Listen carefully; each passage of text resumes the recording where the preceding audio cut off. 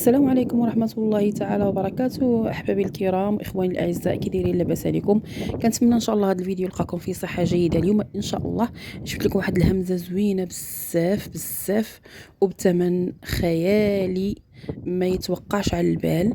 هذه فيرما فيها فيلا، فيلا صغيرة، وفيها دي بيسين، فيها شاطو ديال الماء، فيها سميتو كوري البهايم، اي اسطبل المواشي.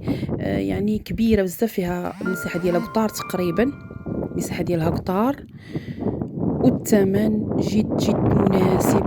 160 مليون وقابله للتفاوض. شوفوا لي المساحه كي دايره، ضربوا لي على الديزاين، ضربوا لي على داكشي اللي فيها.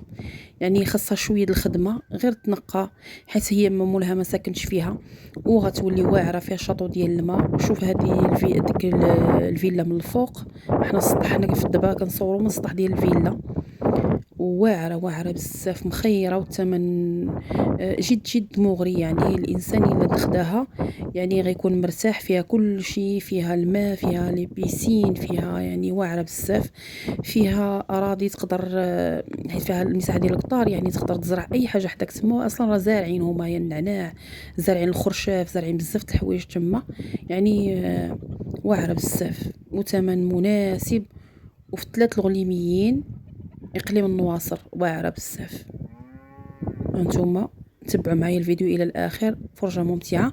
المهم الثمن ديالها هو 160 مليون او قابله للتفاوض. مرحبا والف مرحبا. غنخلي لكم الهاتف ديالي على الشاشه، اللي بغى شي حاجه يتصل بيا. مرحبا والف مرحبا، يجي يشوف ويتفاهم مع مول الملك، والله يسخر ليه. الا كتبت ليه الله يسخر ليه.